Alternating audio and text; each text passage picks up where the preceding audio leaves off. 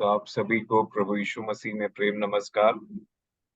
और परमेश्वर पिता का धन्यवाद हो मेरे प्रियो समय के लिए। और जैसे कि हम इन गंभीर बातों को देख रहे हैं और कल परसों जो विषय आया और आज जो विषय आया, मैं समझता हूँ कि जब हम नहीं जुड़ पाते हैं तो हम रिकॉर्डिंग्स को देख करके भी जान जाते हैं कि क्या विषय चल रहा है और किस बारे में बात की जा रही है। और इसलिए मैं अपने परमेश्वर पिता का धन्यवाद देता हूँ इन विषयों के लिए जो हमारे बीच में आते हैं। और आप देखेंगे तो ओवरऑल इस बात की चर्चा हो रही कि अंत के दिनों की प्रेम में आपस में गट करके हम रहें और आगे बढ़ते रहें। तो अंत के दिनों की विषय में एक बात मत्ती रचित सुसमाचार उसके 24 अध्याय और उसके 11 और 12 वचन में लिखा है। मत्ती 24, 11 और 12 वचन में देखिए, यहाँ पे अंत के विषय में एक बात लिखी हुई है। तब बहुत से झूठे भविष्यद्वक्ता उठ खड़े होंगे और बहुतों को भरमाएंगे। और आगे लिखा है, अधर्म के बढ़ने से बहुतों का प्रेम ठंडा पड़ जाएगा। ये अंत के विषय में एक विशेष बात यहाँ पे लिखी हुई है। मैं ज्यादा समय नहीं लूंगा क्योंकि मेरा भी पूरा ध्यान जो सुनी हुई बातों पर ही है। परंतु जब अभी पढ़ा गया कि अंत के दिनों में एक और बात ध्यान रखने का अवसर है हमारे पास में कि हमारा प्रेम बढ़ रहा है कि ठंडा हो रहा है। क्योंकि ये जीवन की अगर मैं अपनी गवाही दूं तो मेरे जीवन की शुरुआत परमेश्वर के प्रेम से जो प्रभु यीशु मसीह में है, इससे शुरू हुई मेरे प्रियो। और मैं समझता हूं कि मसीही जीवन में ये एक फ्यूल का काम करता है, एक ईंधन का काम करता है कि अगर आपके अंदर में परमेश्वर का प्रेम नहीं है या प्रभु यीशु मसीह के लिए निरंतर प्रेम नहीं निकलते चले जा रहा है, तो अंत के विषय में एक ये भी चेतावनी है कि अंत के दिनों में बहुतों का प्रेम ठंडा हो जाएगा, ऐसे करके लिखा है। और जब आप देखेंगे जैसा प्रभु की प्रार्थना में 17 अध्याय और उसके लास्ट वचन में जो वहां पे प्रभु ने बोला, वहां पे लिखा है, मैंने तेरा नाम उनको बताया और बताता रहूंगा कि जो प्रेम तुझको मुझसे था वह उनमें रहे और मैं उनमें रहूं। तो प्रभु यीशु मसीह अपने आप को और उस प्रेम के रूप में मेरे और अंदर में एक डिपॉजिट करके रखा है उन्होंने, जिसको हम मेनली पवित्र आत्मा के रूप में जानते हैं। सो मैं आप सभी को इस बात से एंकरेज करूंगा इस थोड़े से समय में कि मेरे प्रियो, सब बातें जानना जरूरी है। ये कलीसिया के लिए परमेश्वर का उपाय है कि प्रभु यीशु मसीह ने हमारे पास में ऐसे लोग रखे हैं और वो नाना प्रकार का ज्ञान जो हमारे लिए आवश्यक है। देखिए, इफिसियों की पत्री जब मैं पढ़ रहा था तो मैंने देखा कि उनका नया जन्म हो गया है, वो कलीसिया कहलाते हैं। इवन लिखते टाइम बोला संतों को लिख रहा हूं करके।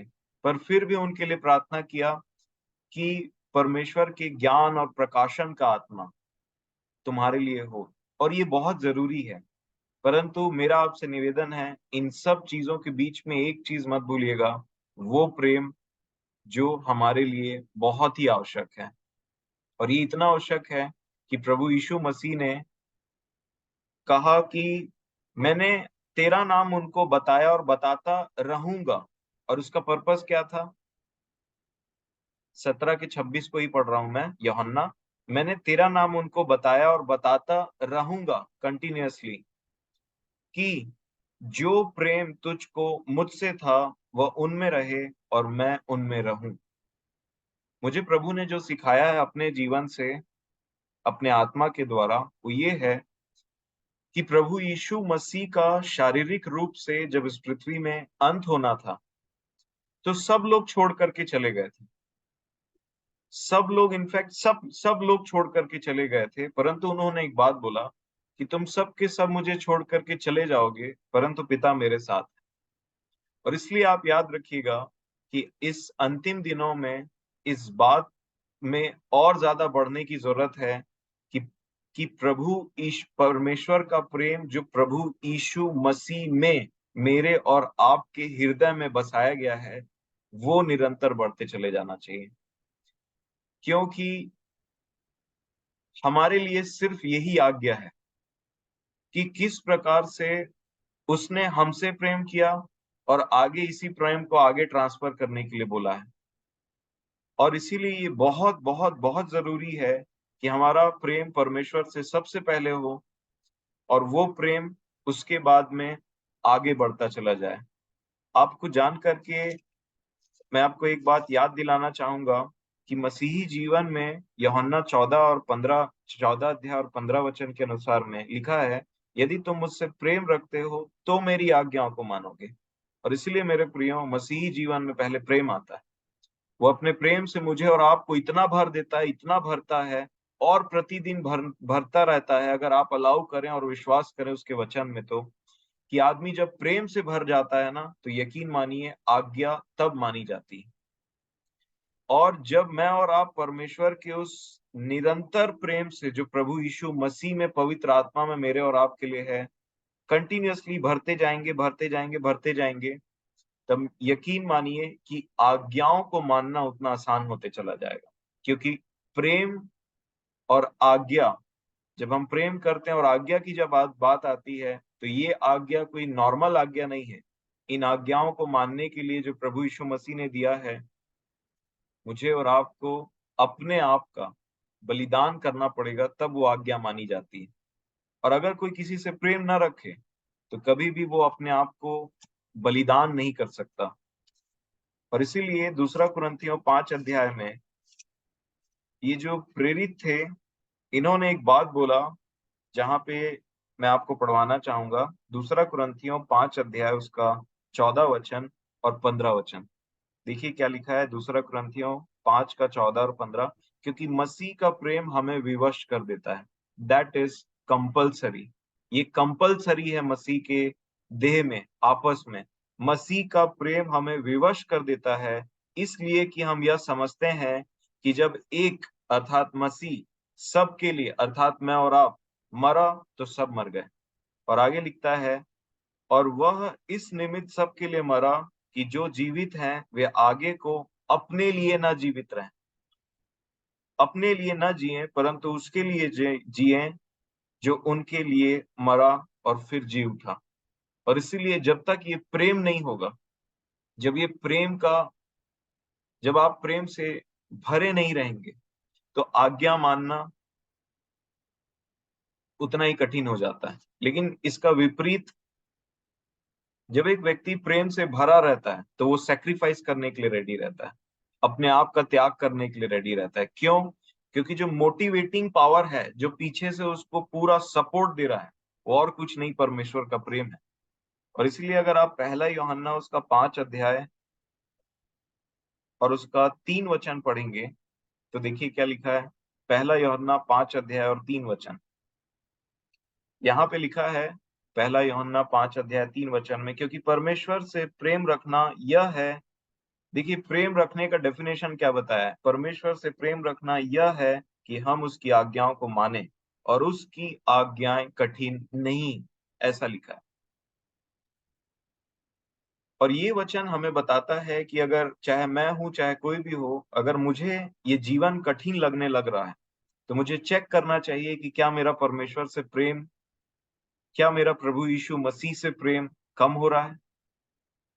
और ये भी एक अलार्मिंग साइन है कि हम अंतिम दिनों की तैयारी इस पर्पस से करें। और इसीलिए एक बात तो ये कि आज्ञा मानना कठिन हो जाता है।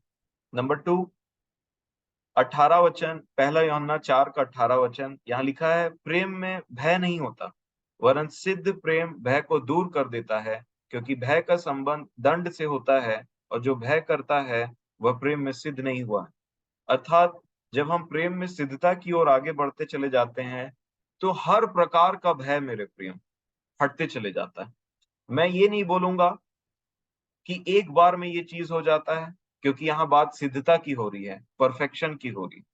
परंतु ये जरूर बोलूंगा कि हर प्रकार का भय, चाहे भय किसी भी प्रकार का हो, प्रेम भय को मिटा देता है, खत्म कर देता है।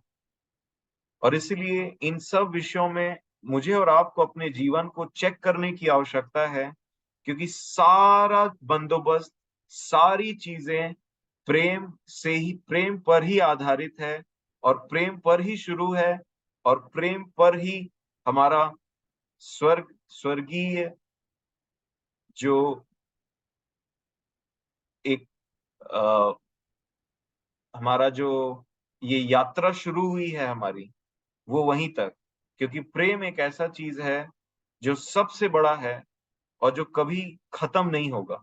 और इसलिए हमारा जो इस पूरे जीवन का फाउंडेशन, नींव जो है, वो प्रेम में डाला गया है। ये पूरा जीवन चलता भी प्रेम में है, और ये पूरा जीवन भी प्रेम में जा करके ही अपने डेस्टिनेशन में पहुंचेगा। और इसलिए मेरे प्रियो, ध्यान दीजिए कि प्रेम हमारे अंदर में कैसा है। क्योंकि अगर ये नहीं है, तो आप और मैं कितनों भी जानकारी प्राप्त कर लें, कुछ भी कर लें, इसके बिना हमारा जीवन बिल्कुल भी ब्लैंक है, ब्लैंक। और इसलिए मैं अपने जीवन में इन्हीं बातों को ध्यान दे रहा हूं। और देखिए, ये जब प्रेम की बात आती है, एक और छोटा सा विषय आपके सामने मैं रखूंगा। जब प्रेम की बात आती है, तो अगर रोमियो की पत्री उसका 5 अध्याय और उसके 5 वचन में मैं पढ़ूं, तो लिखा है, और आशा से लज्जा नहीं होती, क्योंकि पवित्र आत्मा जो हमें दिया गया है, उसके द्वारा परमेश्वर का प्रेम हमारे मन में डाला गया। अर्थात पवित्र आत्मा देने का मकसद ही यही है कि वो हमको हर प्रकार के सत्य में लेकर के चले, वो हमको पवित्र बनाने का काम करे, वो यीशु की बातों को स्मरण दिलाए। और सबसे इंपॉर्टेंट बात, वो प्रेम जो यीशु मसीह के का परमेश्वर पिता के साथ में था, वही प्रेम मेरे और आपके अंदर में है। और वही प्रेम मेरा और आपका एक दूसरे के साथ में भी हो। कई बार कुछ फेलोशिप ऐसे होते हैं जो बहुत ड्राई होते हैं, सूखे होते हैं, जहां लोग आपस में एक दूसरे से बात करना पसंद नहीं करते, और इवन बहुत सारे केस में लोग एक दूसरे को देखना भी पसंद नहीं करते। मैं ऐसे फेलोशिप में इंटरेस्टेड नहीं हूं, अगर आपको बोलूं तो।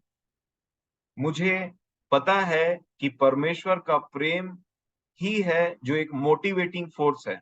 वही प्रेम है जो मुझे आपसे और आपको मुझसे और मुझे अपने परमेश्वर से जोड़े रखता है। परमेश्वर का वो प्रेम है जिसमें दुख, मुसीबत, संकट, हर एक परिस्थिति में वो प्रेम आपको खड़ा करके रखता है। और इसलिए ध्यान से देखिए, सबसे पहले अपने परिवार में झांकिए, अपने जीवन को झांकिए कि क्या मेरा संबंध मेरे परिवार के लोगों से प्रेम में बना है। क्या मैं एक सहने वाला व्यक्ति हूं कि मुझे छोटी छोटी बातों में गुस्सा आ जाता है और मैं मुंह फुला करके बैठ जाता हूं और मैं पुरानी बातों को याद करके बैठ जाता हूं। याद रखिए मेरे प्रियो, एक मैसेज जो बार बार बोला गया है वो ये है कि जैसे परमेश्वर ने मसीह यीशु में तुम्हारे पाप क्षमा किए, वैसे ही तुम भी एक दूसरे के पाप क्षमा करो। ये कुछ छोटी छोटी बातें हैं। जब हम हमारा ध्यान इन छोटी छोटी बातों से ही मैं बोलना चाहूंगा, यही हमारा जीवन है मेरे प्रियो। आपको पता है, आप मुझे प्रेम के बारे में बात करने बोलिए, मैंने जो परमेश्वर से सीखा है वो एक लंबा समय चलता रहेगा कि मैं आपको प्रेम के बारे में। और तब आप एक बात समझेंगे कि बिना प्रेम ये जीवन खोखला है, खोखला। और इसलिए जब प्रभु यीशु मसीह ने बोला कि, जो हम 17 के 26 में पढ़ रहे हैं, जो प्रेम तुझको मुझसे था वह उनमें रहे, मैं उनमें रहूं। आप समझते हैं मैं उनमें रहूं का मतलब?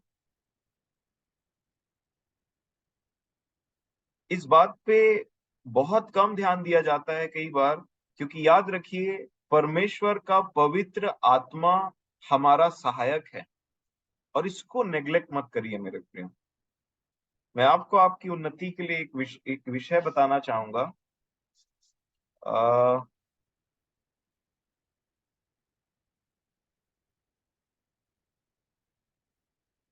हम्म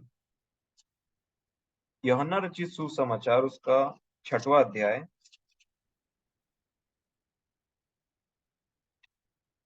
और उसका 27 वचन में एक बात लिखा हुआ है। यूहन्ना 6वां अध्याय 27 वचन में देखिए, इन विषयों को आप टिक कर सकते हैं। और इसमें क्या लिखा है मैं आपको पढ़ के बताता हूँ। यूहन्ना 6 अध्याय 27 वचन लिखा है, नाशवान भोजन के लिए परिश्रम न करो, परंतु उस भोजन के लिए जो अनंत जीवन तक ठहरता है, जिसे मनुष्य का पुत्र तुम्हें देगा, क्योंकि पिता अर्थात परमेश्वर ने उसी पर छाप लगाई है। क्योंकि पिता अर्थात परमेश्वर ने उसी पर छाप लगाई है। और आप ध्यान से देखिए कि पिता परमेश्वर ने जो स्वर्ग पर है, उसने अपने पुत्र पर छाप लगाया। और वो छाप लगा हुआ पुत्र इस बात का प्रमाण था कि वो पिता की ओर से है, और वो इस पृथ्वी पर आकर के सारे कामों को किया। नंबर 2, यूहन्ना रचित सुसमाचार, उसका 3रा अध्याय।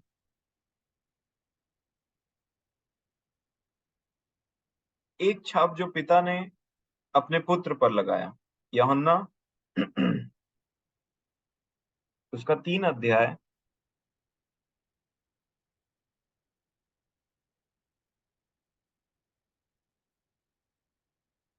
और उसका 31 वचन से पढ़िए।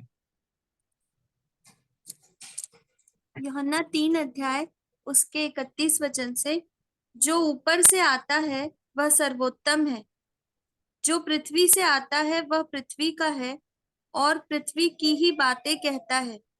जो स्वर्ग से आता है वह सब के ऊपर है। जो कुछ उसने देखा और सुना है उसी की गवाही देता है, और कोई उसकी गवाही ग्रहण नहीं करता। जिसने उसकी गवाही ग्रहण कर ली, उसने इस बात पर छाप लगा दी कि परमेश्वर सच्चा है। इस बात पर छाप लगा दी कि परमेश्वर सच्चा है। परमेश्वर ने स्वर्ग से अपने पुत्र को छाप लगा करके नीचे भेजा, और जितनों ने उस पर विश्वास किया, जितनों ने उसे ग्रहण किया, उन्होंने परमेश्वर पर एक बात छाप लगा दी कि परमेश्वर का ये पुत्र सच्चा है, और परमेश्वर की जो गवाही है अपने पुत्र के विषय में, वो सच्ची है। तो ध्यान से देखिए, एक छाप स्वर्ग से पिता ने पुत्र पर लगा के नीचे भेजा। वो छाप को जिन्होंने देखा, जिन्होंने विश्वास किया, उन्होंने उस पुत्र में उस पर एक छाप लगा दी। इसको फिर से पढ़ेंगे, 33 वचन को मैं पढ़ता हूं। जिसने उसकी गवाही ग्रहण कर ली, उसने इस बात पर छाप लगा दी कि परमेश्वर सच्चा है, और यीशु एक बीच का मध्यस्थ बना, जो परमेश्वर की ओर से छाप लेकर के आया। और जितनों ने इस पृथ्वी पर उस पर विश्वास किया, उतनों ने उस पर विश्वास करके परमेश्वर पर छाप लगाया। ये एक एग्रीमेंट के समान है कि ऊपर से साइन करके कोई चीज नीचे आया, और नीचे वालों ने विश्वास करके उस पर अपना एक छाप लगाया। और जो तीसरा छाप है कि जिन लोगों ने अपना विश्वास परमेश्वर के पुत्र पर रखा, जिन लोगों ने परमेश्वर पर कि परमेश्वर सच्चा है विश्वास करते हुए ये छाप परमेश्वर पर लगाई कि परमेश्वर सच्चा है, परमेश्वर ने वापस उन लोगों के ऊपर में छाप लगाया। और इसको समझिए, इफिसियों की पत्री, उसका 1 अध्याय, इफिसियों की पत्री उसका 1 अध्याय और उसका 13 वचन को पढ़िए। इफिसियों 1 उसका 13 वचन, और उसी में तुम पर भी, जब तुमने सत्य का वचन सुना, जो तुम्हारे उद्धार का सुसमाचार है, और जिस पर तुमने विश्वास किया, प्रतिज्ञा किए हुए पवित्र आत्मा की छाप लगी। छाप लगी। एक मैं फिर से रिपीट करता हूं, परमेश्वर ने अपने पुत्र पर छाप लगा के भेजा। जितनों ने उस पर विश्वास किया, उन्होंने परमेश्वर पर छाप लगाया कि परमेश्वर सच्चा है। और ये देख करके परमेश्वर ने वापस उन्हीं लोगों पर छाप लगाया कि तुम मेरे हो। और यही छाप लगे हुए लोग ही हैं। और ये छाप क्या है? ये छाप पवित्र आत्मा है। और बिना छाप के वो किसी को नहीं पहचानता। जिस प्रकार पहले के समय में जब राजा लोग चिट्ठी लिखते थे तो उसमें उनके अंगूठी की निशानी हुआ करती थी, और वो बात उसका प्रमाण था, सील। आज के समय में भी कोई भी ऐसा ऑर्डर निकलता है, उसमें सील जब तक नहीं लगे रहता है हायर अथॉरिटी का साइन के साथ में, तब तक वो डाउटफुल रहता है। और जब उसमें वो सील पाया जाता है मेरे प्रियो, ये एक सील सिस्टम है, देखिए ध्यान से। उसने पुत्र पर छाप लगाया, जितनों ने विश्वास किया पुत्र पर, पुत्र के द्वारा उन्होंने परमेश्वर पर छाप लगाया। और बैक जब पुत्र मर करके जी उठा वापस गया, तो कहा उन्होंने कि मैं तुम्हारे लिए एक सहायक भेजूंगा, और वही सहायक जितने विश्वास करते, जितने ग्रहण करते हैं, उन पर एक छाप लगाता है। ये है सील सिस्टम। और इसीलिए अगर आप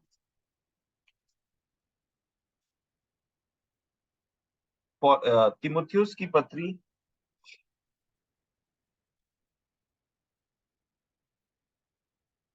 तिमुथियुस की पत्री और उसका दूसरा तिमुथियुस 1 अध्याय और 14 वचन को पढ़िए। वो दोनों के विषय में पौलुस एक बात बोल रहे हैं, पौलुस प्लस तिमुथियुस। और पवित्र आत्मा के द्वारा जो हम में बसा हुआ है, इस अच्छी धरोहर की रखवाली कर। पवित्र आत्मा जो हम में बसा हुआ है, एक धरोहर है, एक डिपॉजिट है। आपने देखा है कि कई बार डाउन पेमेंट किया जाता है कुछ चीज का, और जब डाउन पेमेंट किया जाता है तो उसको बुक कर लिया जाता है कि ये मेरा है करके, और फिर पूरा उसको ग्रहण करना अभी बाकी है। और उसी प्रकार मेरे और आपके लिए ये जो आ, इसको अच्छे से इफिसियों की पत्री में समझाया गया है। अगर मैं इफिसियों 1 का 13 हमने पढ़ा था, उसका 14 वचन पढ़ना चाहूंगा। लिखा है, वह उसके मोल लिए हुओं के छुटकारे के लिए हमारी मिरास का बयाना है कि उसकी महिमा की स्तुति हो। अर्थात वो एक गारंटी है हमारे इनहेरिटेंस का। वो मिरास जो हमारे लिए रखा है उसका गारंटी है पवित्र आत्मा।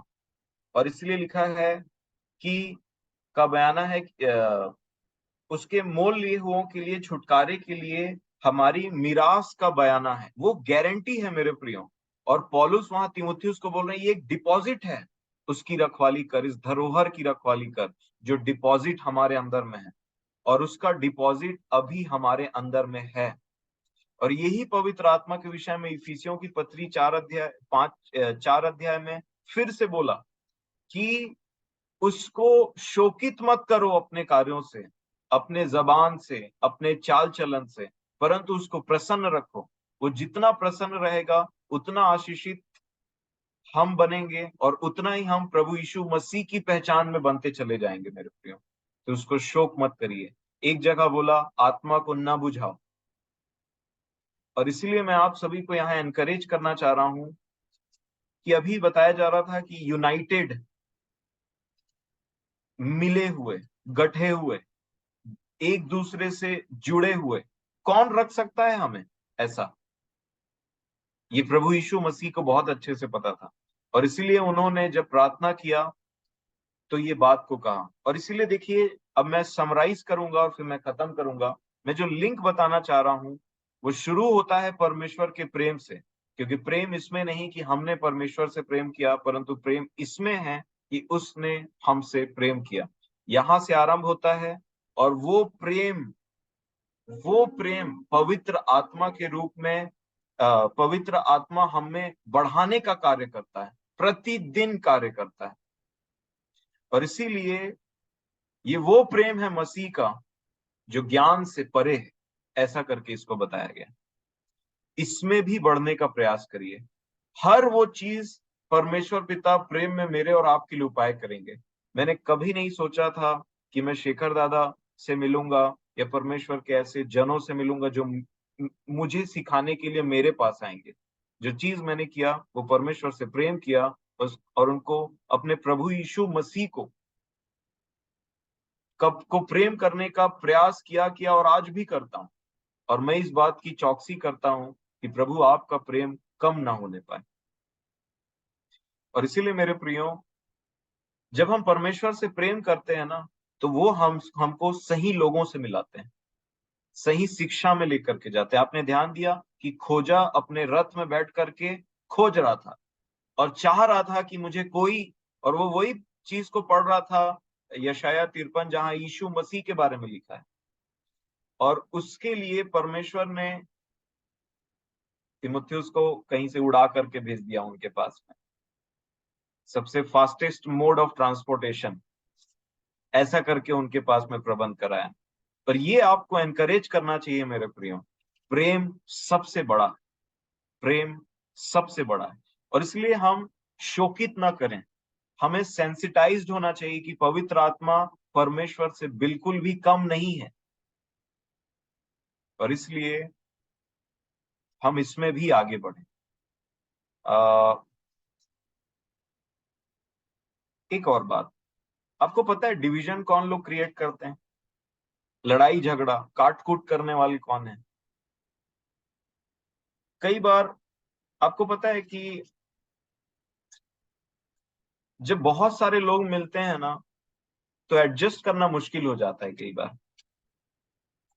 कई बार लोगों के विचार नहीं मिलते हैं, कई बार जैसा आपको वचन के बारे में पता है वैसे दूसरों को नहीं पता है। अ, और ऐसी बहुत सारी बातें होती हैं। परंतु मेरे प्रियो, परमेश्वर का आत्मा जिसके अंदर होता है ना, वो जानता है कि क्या छोटा और क्या बड़ा, क्या नया क्या पुराना। वो जानता है कि मसीह के लिए, मसीह सब के लिए मरा, और हर एक व्यक्ति इंपॉर्टेंट है, हर एक व्यक्ति इंपॉर्टेंट है। और इसीलिए ये बहुत जरूरी है कि हम प्रेम में आपस में गठे रहें। अ, अगर आप यहूदा की पत्री पढ़ेंगे और उसका 19 वचन पढ़िए, एक ही अध्याय है इसमें। यहूदा की पत्री उसका 19 वचन, ये वे हैं जो फूट डालते हैं, ये शारीरिक लोग हैं जिनमें आत्मा नहीं। ये वे हैं जो फूट डालते हैं, ये शारीरिक लोग हैं जिनमें आत्मा नहीं, ऐसा लिखा हुआ है।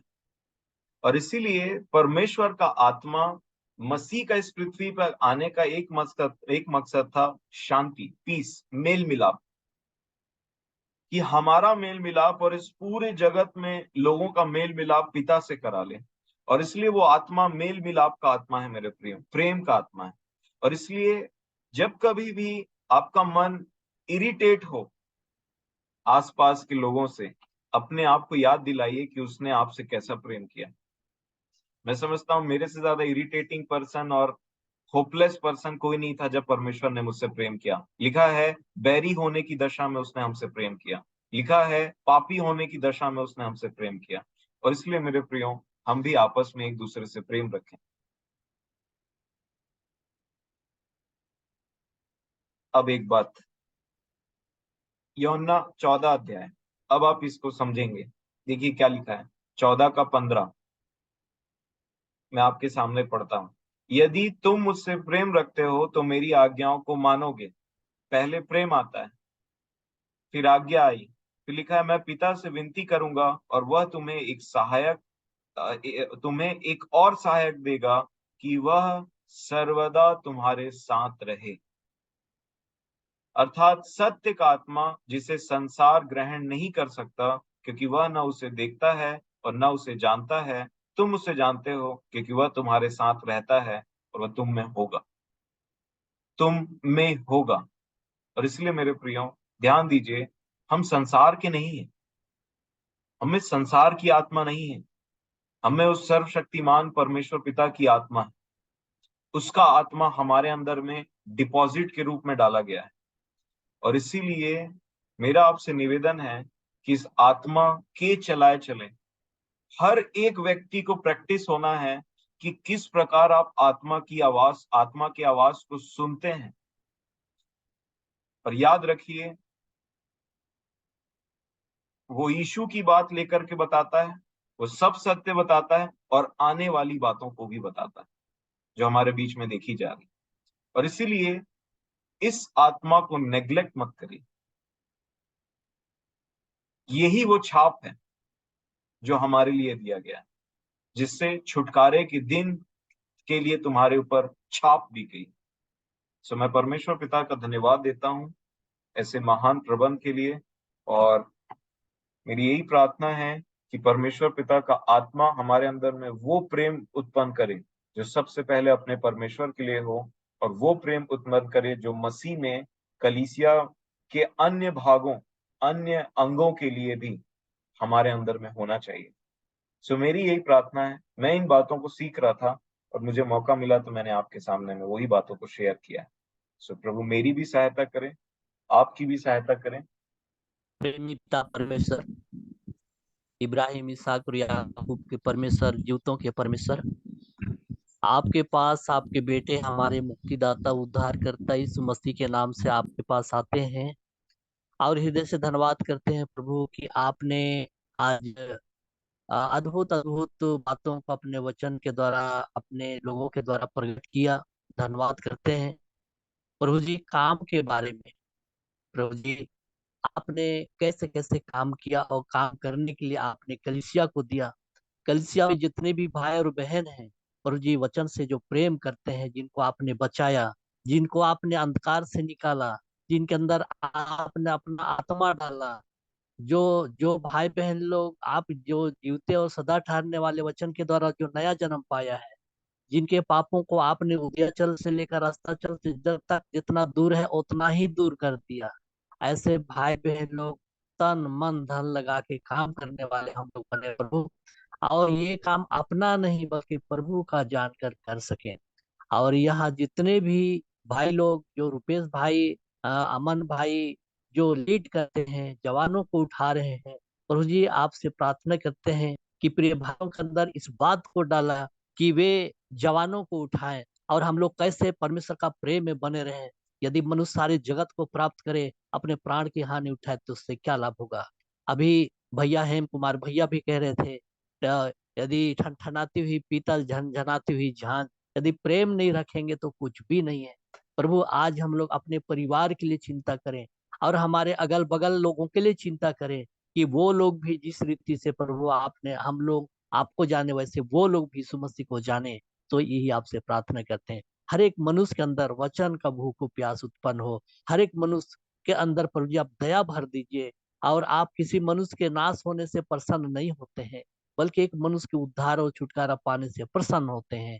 इसलिए प्रभु आपसे प्रार्थना है कि पूरे छत्तीसगढ़ में जहां जहां आपके प्रिय लोगों के द्वारा, आपके दास भक्तों के द्वारा जो वचन पहुंचाया जा रहा है, प्रभु वो वचन हर एक मनुष्य के हृदय में काम करे, हर एक मनुष्य के हृदय में वचन उगे। यही आपसे प्रार्थना करते हैं प्रभु। आपका धन्यवाद हो कि हमारी विनती को सुना। और कल भी इसी रीति से शाम के समय में हम लोग ये मीटिंग में जितने भी जवान लोग, जितने बूढ़े लोग, जितने भी छोटे से लेकर बड़े, सीनियर जूनियर, सब लोग इस जूम मीटिंग में जुट करके आपके वचन को सुने और सुन करके उसी के अनुसार हम लोग काम करें। यही आपसे प्रार्थना करते हैं प्रभु। धन्यवाद हो कि हमारी विनती को सुना, हमारी गिड़गिड़ाहट को सुना, इसलिए धन्यवाद देते हुए इस विनती प्रार्थना धन्यवाद को एकमात्र हमारे मुक्तिदाता उद्धार करता पवित्र प्रभु यीशु मसीह के नाम से मांगते हैं। सुनिए दया से स्वर में ग्रहण कर दीजिए। आमीन। आमीन आमीन। आमीन।